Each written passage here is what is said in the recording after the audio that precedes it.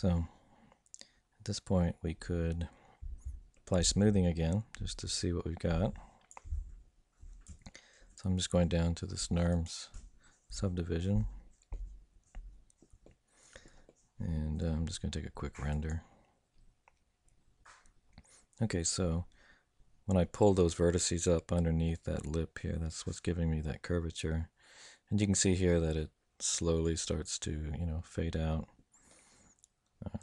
Let me do a render from this angle. Okay, so we've got the geometry cut up here. We haven't done anything with it, and we're getting this here. So, and this needs to all definitely sort of blend a little better back into the ear. So let's see what we can do to start shaping things a little bit. So I'm going to take the NURMS off. So I know that I'm going to stay in this drag as long as it'll still give me good results. So I know that these vertices have to blend, this whole thing has to kind of blend down. So I'm just trying to pull these downward, and then smooth them out.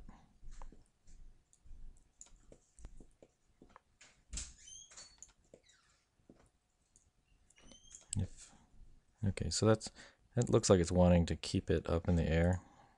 It's not allowing me to actually move it downwards. So what I'm going to do is see if I can't do that just normal way here.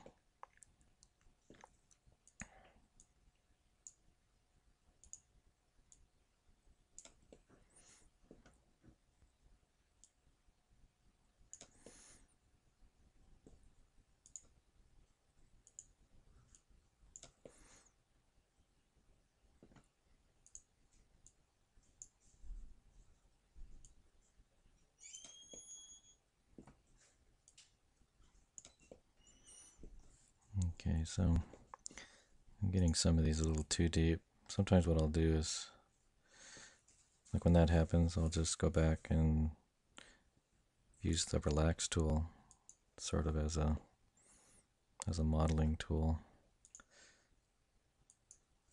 See if I can get that to these vertices to kind of move away from each other. That's looking pretty good.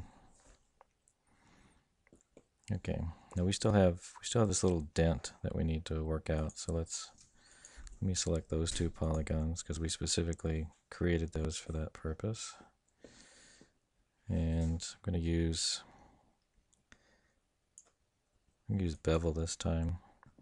So with bevel, you've got this height just like you do with extrude, and then you got this part where you can make it come in or stay out. So we want it to kind of come in just a little bit, and we want it to, of course, go the other direction.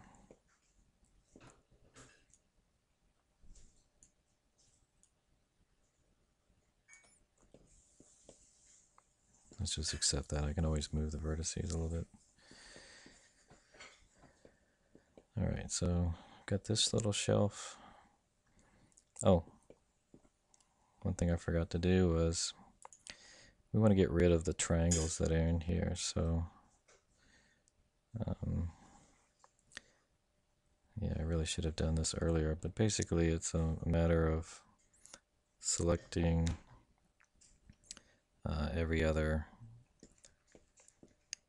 set of edges that make up these triangles. So for example, if we got rid of this one, control backspace it,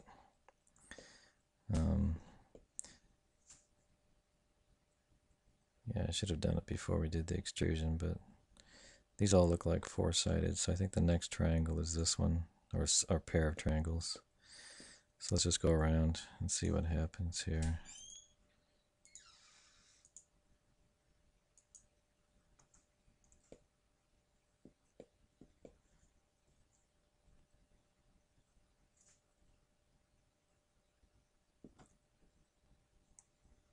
I guess this one.